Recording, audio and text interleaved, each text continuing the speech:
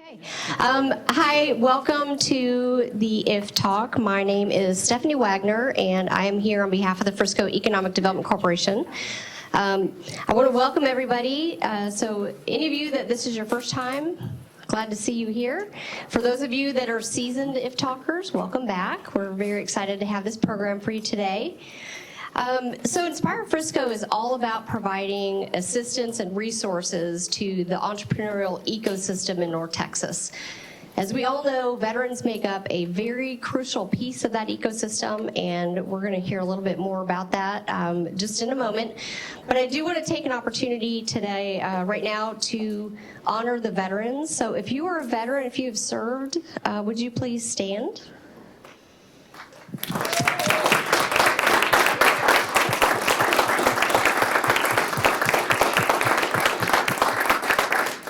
I want to extend a huge gratitude of thanks to you, your families, for everything that you've done for this country.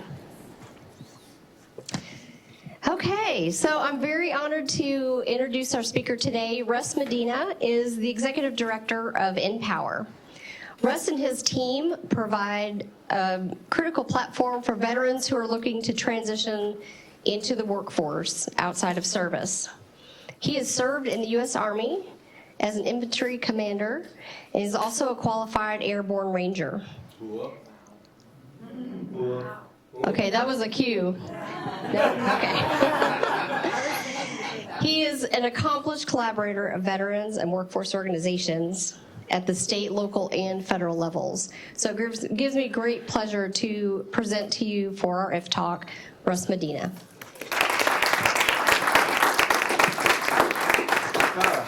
Good evening. Good evening.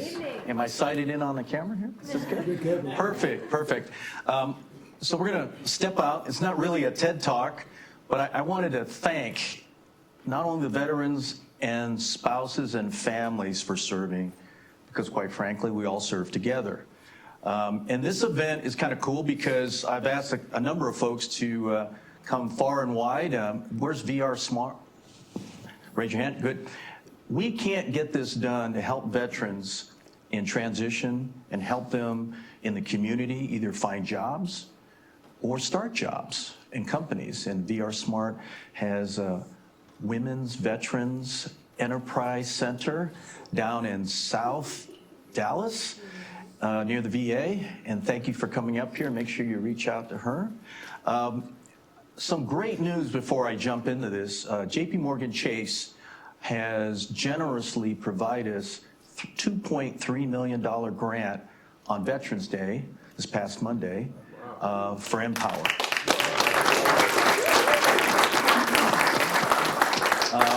Jake Crater, if you could raise your hand there. Jake's from JP Morgan Chase. He basically is the co-chair for the Veterans Resource Group for JP Morgan Chase. And he's located right down there in exciting Plano.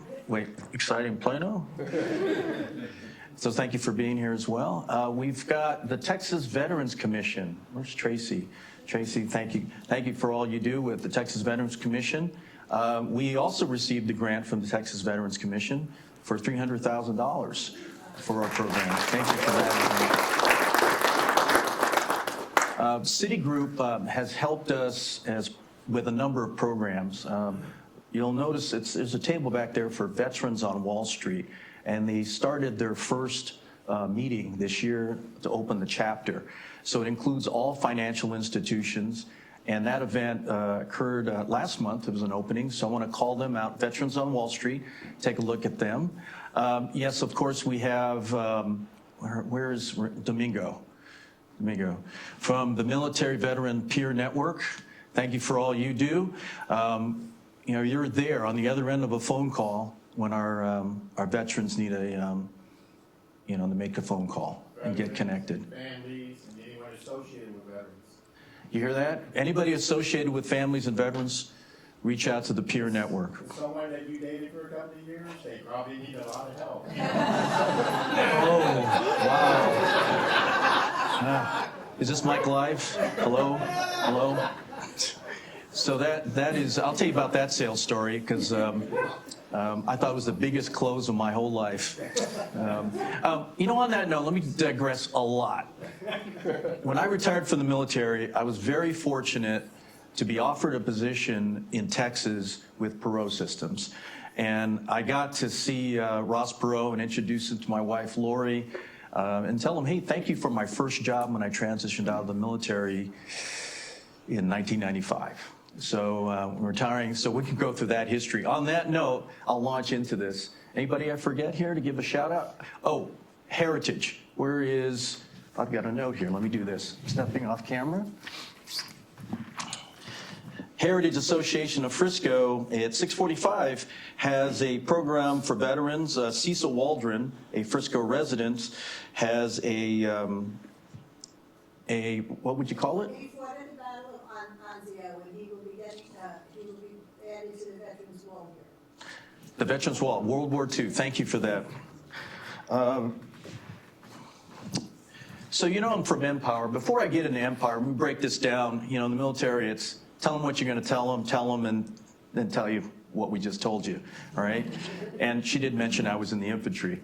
So quite frankly, I did have a couple of night jumps. I think they all were night jumps. But that was supposed to be a joke. Anybody jump out of airplanes? Okay, so NPower, let me get this out of the way. We help veterans and spouses launch their careers in technology for free. For free. And we do this in 22 weeks. So it's designed to be a boot camp, get you out in the community, and start veterans working in their new careers. And again, it's free. We're also a Department of Labor apprenticeship. And this apprenticeship is the only one that I know of for a nonprofit that focuses on training in IT, coding, and cybersecurity. We recently added cloud, and we're looking at machine learning, AI, as our next big steps. So we're looking to stay relevant with the community, and quite frankly, the corporate America folks, you all tell us what we need to train. Our goal is not to replace higher learning. In fact, we partner with folks like UNT or the community colleges to satisfy the workplace initiatives, especially in IT.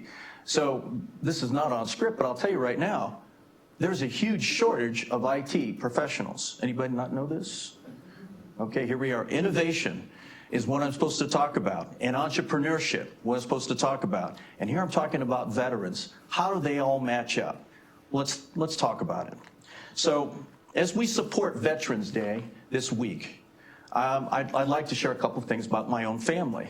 I'm a veteran. You all heard that in the Army. I come from a long line of folks. Both my grandfathers served in the Army. One grandfather, unfortunately, was killed coming out of Guadalcanal, and frankly, the war was over. The other grandfather served over 30 years and retired in the U.S. Army. And I think Mike died. Yep. Yep, it did. Hey, who's got a mic? Oh, there we go. Improvise, overcome, adapt.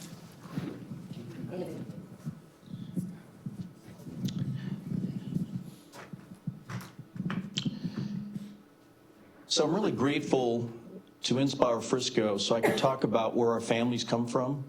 My uncle served, my dad served in the Air Force, I served. My son served and a full career. He's a post 9/11 veteran, and he was on his 4th tour when he got called back. And I was really, really grateful that our prayers were answered, that he could come back. And he actually works for Lockheed here, and as close as he's ever been in 20-some years in serving. So I'm really happy that he is only a few miles away. I do have 7 grandchildren, 5 of which are grandsons, all in a row. And those 5 are all could join the military within the next 2 or 3 years. The first 2 fell in love. It's now down to this one wonderful grandson who is he really wants to be a mixed martial arts fighter and be in the UFC. Short of that, he's going to join the Marines. So if you know a Marine, you get it.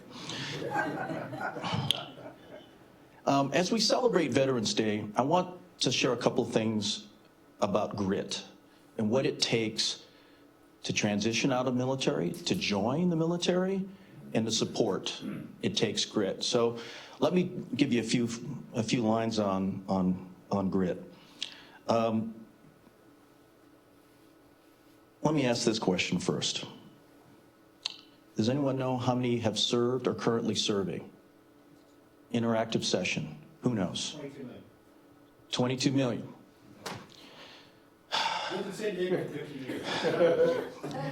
Thank you for that planted answer. Well, I'll make it even tougher. How many are currently serving? Percentage. Over here. Domingo. Less than 0.5%. Dang, you guys are good. That's exactly true. And really, when you look at all of the folks that are currently serving, it seems like we have a lot here in Texas, and we do. We have 1.6 million veterans in the state of Texas. And I'll show you as a teaser stats that'll show you that Texas is probably going to be the #1 state for veteran population and veterans that are transitioning. And I have fact checkers in the audience. I have Miriam over here from Texas Workforce Commission, Workforce Solutions, and we have Tracy Gifford from the Texas Veterans Commission. You keep me honest on this, right? Okay. What makes a person successful? Grit. That was the answer. I gave the answer earlier. I did tell you I was an airborne ranger, right? All right. It's an intangible trait. And we talk about veterans having all sorts of traits and characteristics, but I want to focus on grit for a second. Well, what is grit? You know, grit it's a marathon. It's not a sprint. And does it require high IQ or talent? Is it more about perseverance and being able to adapt? I think. Some of these are rhetorical. Quite frankly, in grit, failure is not a permanent state. So I posed a couple of questions to some folks on grit, but then I went to a book by Dr. Angela Duckworth. Anybody read that book on grit? Good, good, perfect. No, you are well read. And you're also sitting to the best dressed man in Frisco. In the world. I'm sorry. Yeah, you know, celebrities. Dr. Angela Duckworth studied West Point to determine what does it take and what is grit. And she noticed that first-classmen, known as plebes, endured.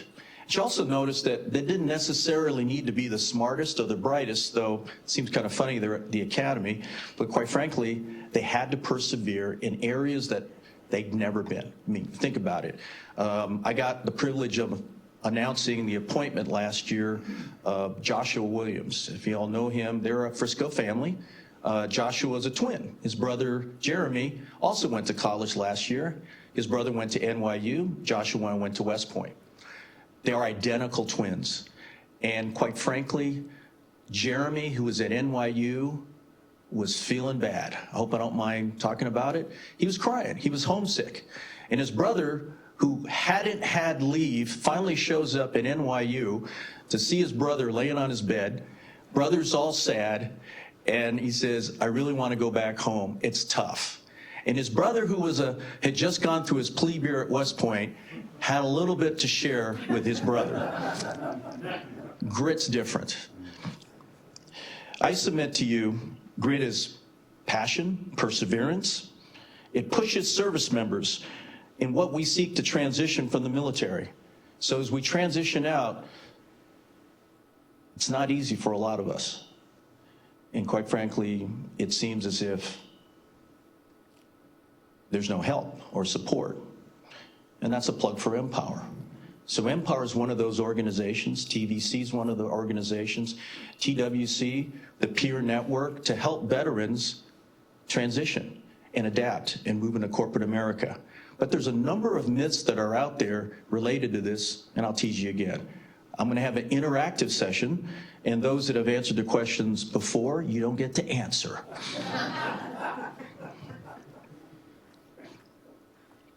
Mission accomplishment. That's what you associate with veterans, right? going beyond, right? Is it more than a bumper sticker? I think so. One veteran said, I'm going to grow up to love my work as much as you love yours. I just don't want a job. I want to have a calling. I challenge myself every day. When I get knocked down, I want to get back up. I may not be the smartest person in the room, but I'll strive to be the grittiest. In the long run, grit may matter more than talent. There's a movie called True Grit. For those, anybody remember this movie? Okay, who's the main actor in the movie? John Wayne. Gosh, this was great. He also was in a Special Forces movie, right? You all remember that, right? That was pretty funny because it was filmed in Georgia. It was supposed to be in Vietnam. Anyway, there's this moment in True Grit where John Wayne and 4 or 5 bad guys confront each other across a large valley. You remember the scene? And they're big. Let me help you.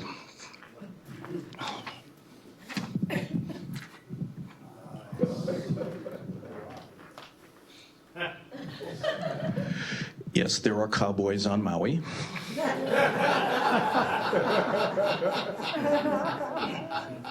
The Makua Cowboys. Look it up, it's real, fact checkers. Okay, so what happens in this scene is you've got 4 or 5 bad guys and you have John Wayne on the other side. And in this movie, True Grit, he has his rifle in one hand and he's got another rifle in the other, and he's got the reins in his teeth. You remember this now? And they start riding towards each other and he takes them all out. Great, great moment. It's a movie. Does it describe what I'm trying to relate as far as True Grit? Not as much. Since it's Veterans Day week, I thought I'd tell you a story. I do have notes, but I'm going to tell you off the top of my head. I'm going to go back 101 because this is the 101st Veterans Day week. So back in October of 1918, in the Argonne Forest, there was a unit that came to be known as the Lost Battalion. Anyone know this story? You do? Good. Well, you can fact check me on this one too. This is good. I'm not trying to be political, but I thought I'd just sort of say that a lot. Sounds good. Back then, they drafted from communities. So the entire community of Frisco would probably have a unit. There'd be the Frisco Brigade. In this particular case, there were 554 in the 77th Regiment that came out of a town, I believe in Massachusetts, together, and now they're in the Argonne Forest. Back then, war was at a standstill. If you could picture trench warfare, no one's moving, no one can gain an advantage, lives are being lost for foot, inches of turf. And this one battalion manages to break through. It's a breach. They push forward. This, I would propose, is grit. They managed to burst forward, and then all of a sudden, they were cut off by themselves, left to their own demise. No communication, none which, no cell phones, no text messages. They had carrier pigeons because, quite frankly, they didn't know where they were at. The carrier pigeons didn't know where they were at, and that didn't work. Days of no supplies, and they cut off. But this unit managed to survive, and it's one of the most decorated units that came out of World War I. 7 Medal of Honors and 23 Distinguished Service Crosses, 30. It's an amazing story of grit. That's grit. No disrespect to John Wayne, because I had a poster of him in a Special Forces beret on my wall too. But true grit, really, for our veterans, is something we don't talk about. We compartmentalize. And quite frankly, until I joined NPower, because it's my first nonprofit ever, I really didn't talk about what I did in the military. I did not tell folks what it meant to me, and there are stories now that I'm starting to remember, and I've been able to relate to the many veterans that we serve. And Domingo might know what I'm talking about. Sometimes it takes another veteran to relate. So I appreciate the community for reaching out and trying to understand where our veterans are coming from. Now let me share some questions and answers. Pardon me while I kind of turn a page.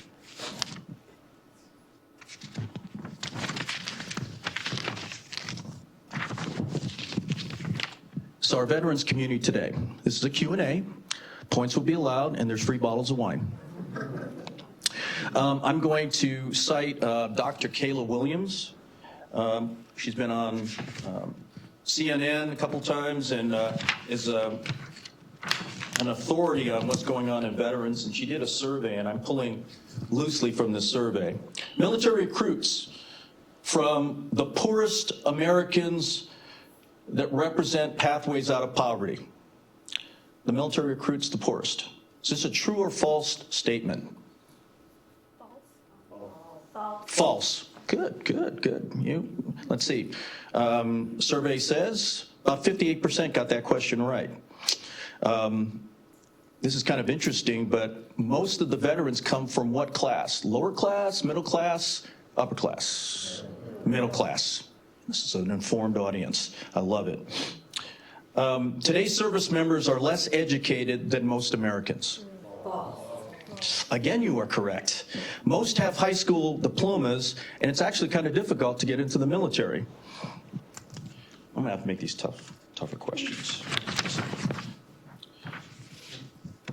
The U.S. military recruits heavily from minority populations. I heard one true. That's good. It's false. It's a bit complicated. It's not an easy answer. For instance, African Americans are more represented in this sector than most, and underrepresented in Hispanics and Asians. But generally, it's false. The military draws more from the southern states. True. 73%. It's amazing. Yes. If you look where all the military bases are, you wouldn't be amazed. I'll show you a chart that has Texas with the most military bases in the Union. 11 military active bases. The military is made up of mostly men. True. 15% of the military are women. This recently, in the last 2 years, women have been admitted and have passed and exceeded in the Ranger course. We still don't have someone going through the Special Forces course, but I'm a big proponent of having women in all sorts of areas that have been traditionally dominated by men. I'm pretty amazed. One was in my son's class back at West Point. She was kind of an Olympian. Under 10% of the workforce is currently overseas. True. It's 9%. And it's pretty interesting. They're in 80 countries across the globe. You would have thought there'd be more. Here's another one. Most service members' primary job is direct ground combat units. Exactly. This is kind of an interesting thing because if you look at all the commercials, it seems like we're all serving in special operations, right? The fact is, no. The stats have changed over the years. During the high point at the Gulf War, it was nearly 12 to 13 to 1 support to ground forces, combat forces. Veterans are more likely to be unemployed. True. It's false. They're actually, it's kind of close, but veterans are more likely to be employed compared to their counterparts in industry, civilians. All right, this is the one that I think a lot of folks, and I thought about putting this question in. The majority of combat veterans have PTSD. That's exactly right. It's false. It does happen, but quite frankly, only as I mentioned, not many folks serve in combat jobs, and very few are serving overseas.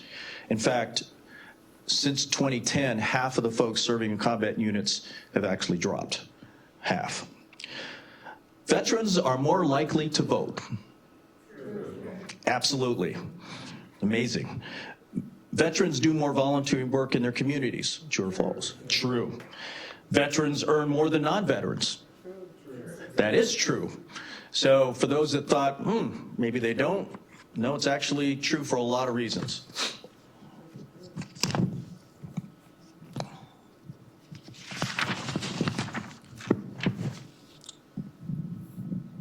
Oh, we already answered the question about serving, right? You already blew that for me, thanks Domingo. The less than 1% have served. Veterans, though, make up 6% of the U.S. population, and but that number is kind of shrinking as the larger conflicts have moved on and less folks are joining the military. I hope this helped you understand a little bit about population and who serve and those who don't serve. Any questions so far on that? Since it was sort of interactive. You got a question for me on this?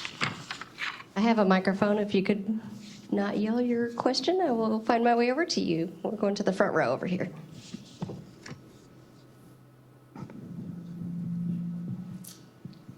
I'm curious about why we have more in the military from the South. That's a very interesting question. Currently, if you look at where all the active military bases are, and I can't speak to this, but the BRAC happened. When BRAC happened, we started turning off military bases.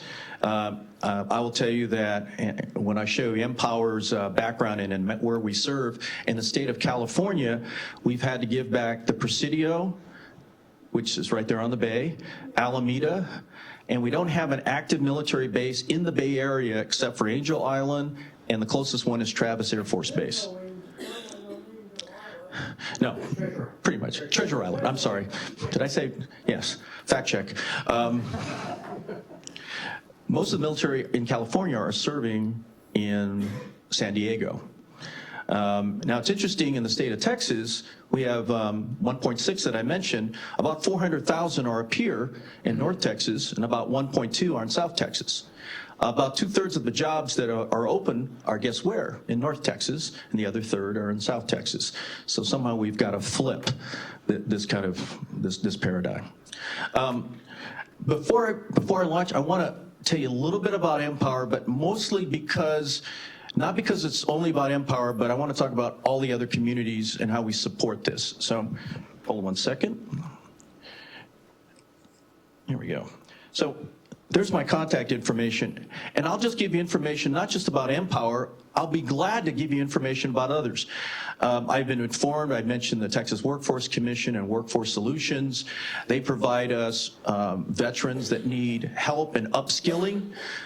We had a veteran that was at a company with a 2-letter acronym that he lost his position, and he had never actually gone back to college. And because he didn't have a college degree, even though he had been at this company for 20 plus years, he's laid off.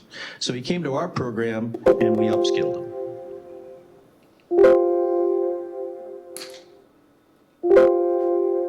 There we go. So I wanted to show you where NPower is a national nonprofit. We're here in Texas, and our headquarters for NPower is here in Texas, and it's in South Dallas is our regional headquarters.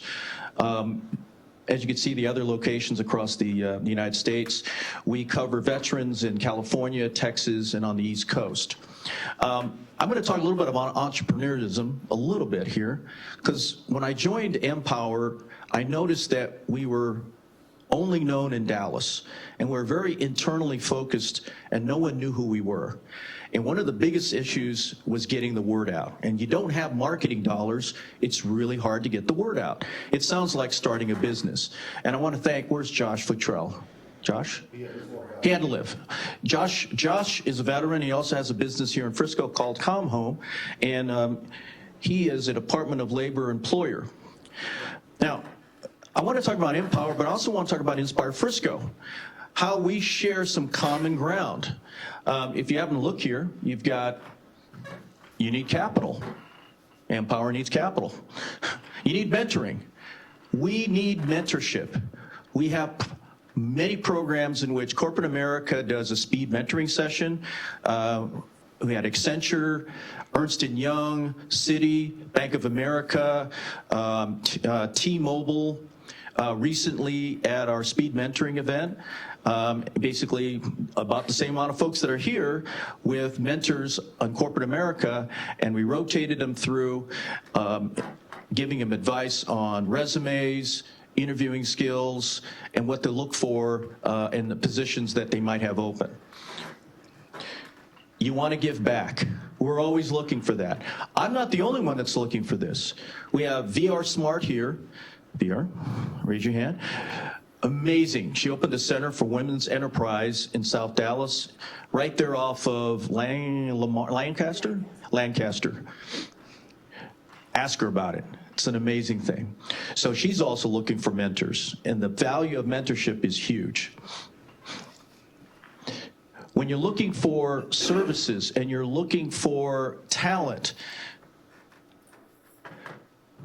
what I would tell you is NPower and others are providing military talent pipelines. The issue today is how to have a program within your own company to bring that talent in. It isn't often easy to do. Now, I'm going to say a number of companies that have really put their money where their mouth is. I mentioned JP Morgan Chase. They have a program to hire, I think the goal was 20,000 veterans, 50,000 veterans. I said 20, and you gave me you saw my 20 and gave 50, right? And it's a pathways program. They are stepping up. Citigroup, done the same thing. In fact, Citigroup for us has provided 200 apprenticeship positions within that company over the last 3 years, meaning that they finish our program, NPower, they go to this company called Citigroup, and they work in a variety of positions, and Department of Labor loves it. And as I mentioned, we're an apprenticeship. So the cool thing is, and sitting in UNT land, I see curriculum. The world today is changing. We need to meet the needs of corporate America, but how do we figure it out? And recently I checked with the Department of Labor, and one of the guys that heads up the Veterans Employment Training Service gave me a deck. I won't give you the deck here, but I'll tell you this: the mission's changed. For the nation as a whole, quote, to recognize military service as a path to high-quality civilian careers. The future of the country's all-volunteer force depends upon its recognition. What that means is that when you join the military now, there's going to be a direct correlation to where you might end up. So if you spend 4 years working in a unit in a signal corps, and you have a secret clearance, when you step out, you might be of value to Raytheon, right? Now, I'm going to tell you, this is no great shakes. I've sat on a couple of panels, and the one panel that I was sitting, I don't even know how I was there, but there's a 4-star retired Air Force general. Anybody know Hawk? Hawk was crazy, man. He speaks his mind. And especially for an Air Force guy, because you really think that's more of a mad dog kind of thing, right? He said, we're wasting our biggest talent. We're letting veterans slide out of the military, not utilize their talents and their security clearance, and we're wasting one of our biggest talent resources. It's crazy. It has to change. You tell us, corporate America, what you need, and we'll try to meet that. Right here, internships and jobs. Provide a veteran an opportunity to learn in your company, on the job. It's a resume builder. Get to know them. It's a no-risk event. Please ask me how we could do that. I've talked about NPower, but you know, this program could be any program today. And I'll tell you, when you look at, oops, go back. When you look at recruiting and onboarding, our problem right now is that we're not tapped in to all the military bases that we need to be. But once we are, that transition and military pipeline is going to open up. We have programs working with the, DCCD, the Dallas County Community College District, to provide direct college credit and translate their time and service so that they get it. So they can get 2.5 years, and they're closer to that degree. That's happening. 2 slides, and we're done. And then we can ask questions, and we're on schedule, right? All right, I thought to bring you some more facts. There are 3 large manpower pipelines. Annually, 200,000 are coming out of the military a year. About 100,000 are coming out of Texas. 100,000.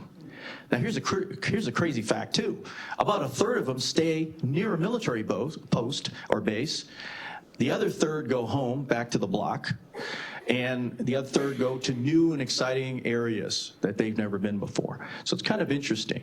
I would tell you that one of our hero stories that we have, a gal named Angela, she was living in the great city of Pleasant Grove. 6 siblings, no college money, nowhere to go. She joins the Navy. She does all the right things in the Navy, does really well, and is on her way out to transition to the civilian world when her mother falls really ill. She has to go home to Pleasant Grove. There's not a lot of job opportunities for her, and she just felt like her whole career was derailed. She finds NPower. And in 22 short weeks, she's now graduated the program and is working in project management and IT with Citigroup today. It's an incredible story. I hope you meet her. She was in the Navy. One of the other interesting things here, and I want to point out, is Garden. Oops, did I just turn it off? There we go. Guard and Reserve. A lot of folks don't understand, and I got a minute here, but I think I'll resonate well with Domingo and other veterans.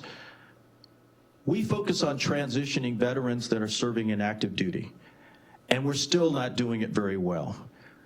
But for reservists and National Guard that are called up active duty for 1 or 2 years, their transition back to civilian world is very harsh. You could be in Afghanistan on a Friday and be on the street on a Monday. If you ask the mayor of Frisco to talk about one of his relatives, he'll tell you. And he's still having a hard time dealing with it. So I feel Jeff has supported veterans in this community, and I'd like to thank the mayor for doing that and really raising it up and putting it at the top line. This community here is very different. And I'm taking the model in Frisco and propagating it through other communities, because it does take this village. It takes a community at the government leadership level to focus on veterans, and the Frisco Veterans Advisory Council, and the VFW, and the American Legion, and those in the Heritage Foundation, and those that, quite frankly, live in this community. We're turning the corner, folks, but I believe the next big entrepreneur move is to bring all of these resources and programming in the Frisco. I personally think we're in Silicon Prairie. And if you have any other questions on it, I'm prepared to take them, because that concludes my presentation.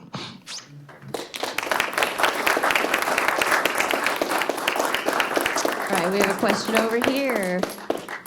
You're going to stump him, aren't you? Not me.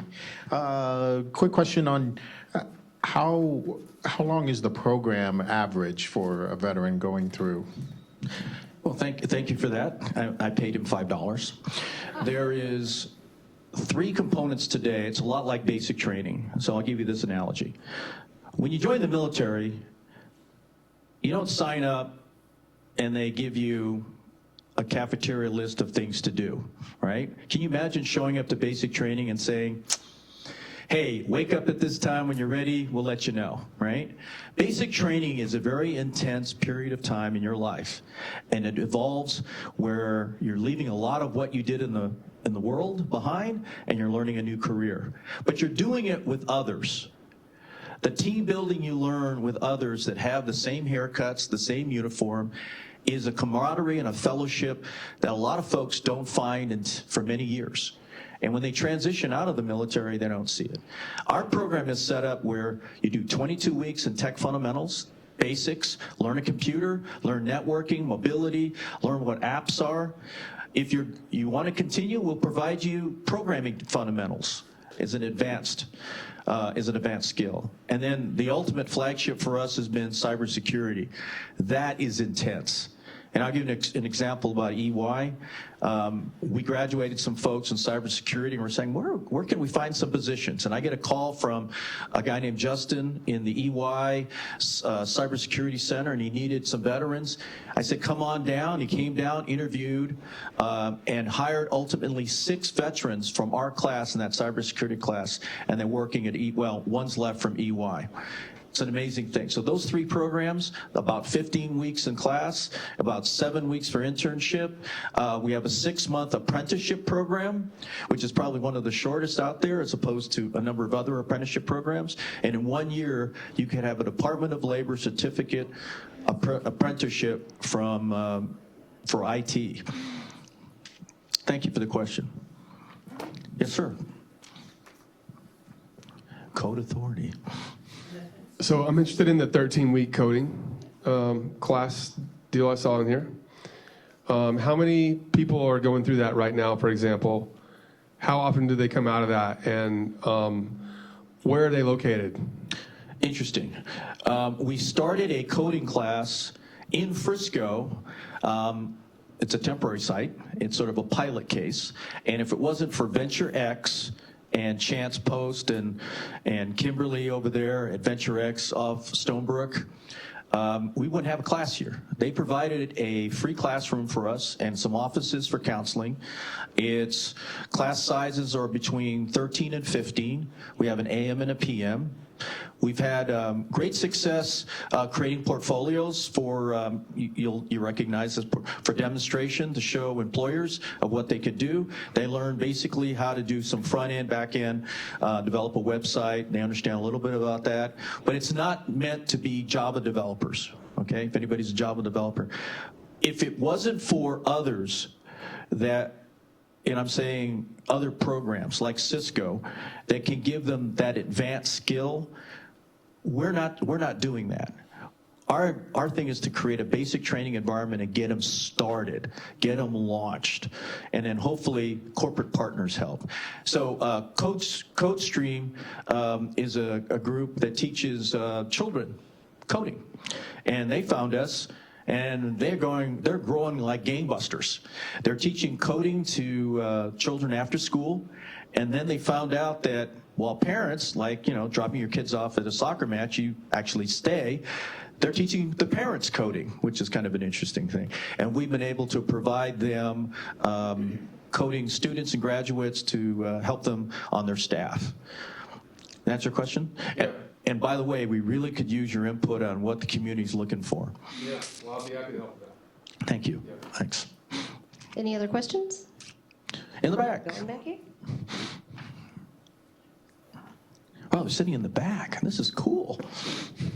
Hi, I wanted to find out about, I know that this is generally for veterans that are transitioning, but what about veterans that have been out in the workforce for a while, but need to enhance their skill sets in order to get a decent salary and things of that nature? Because what I'm seeing is most companies want people to come in with a certification. So I know that yours is more of a basic training and not necessarily focused on the certs. Well, that's another good question. I owe you $10. So I've done a really good job here of talking about transitioning veterans.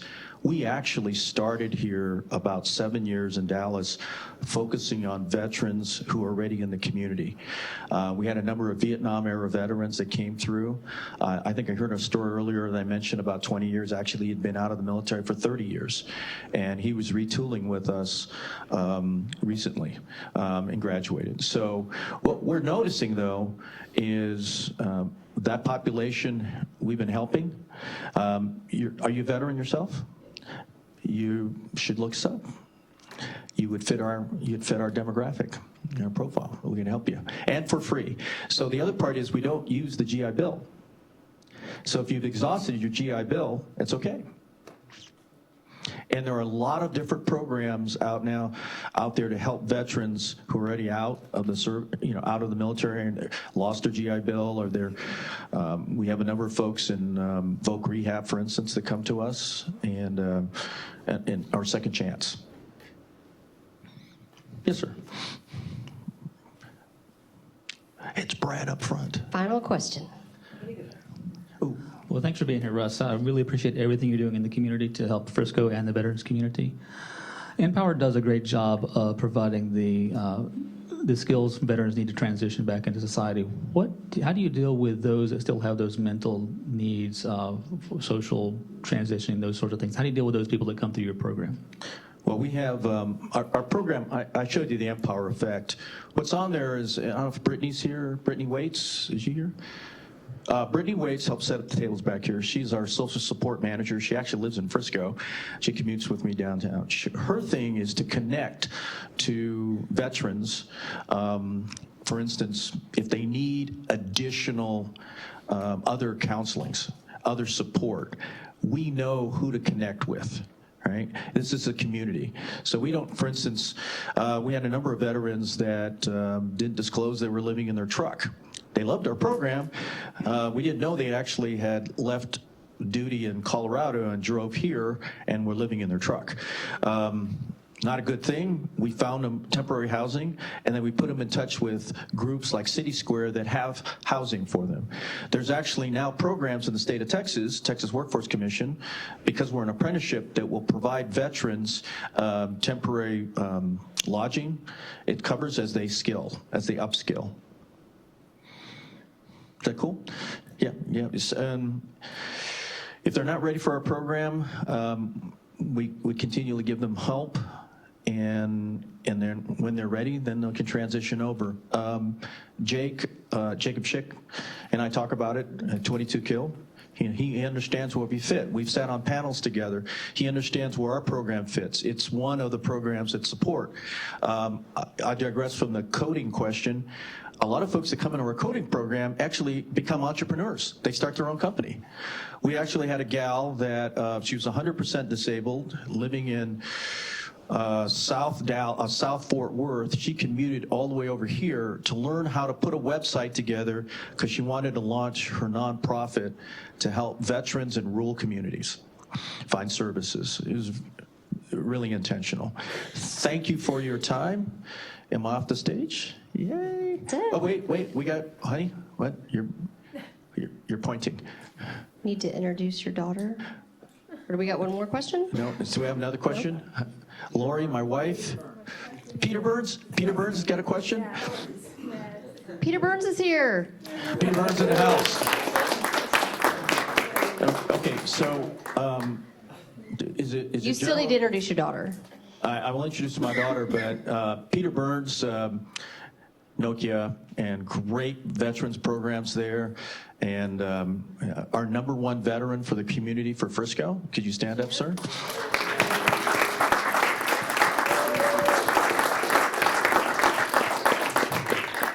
Yep, long deserved. Thank you for your help and service. Like I said, it's a lifetime of service to our country. And he's on. And Russ, thank you very much. This has been a fantastic program. Probably one of the most informative yet.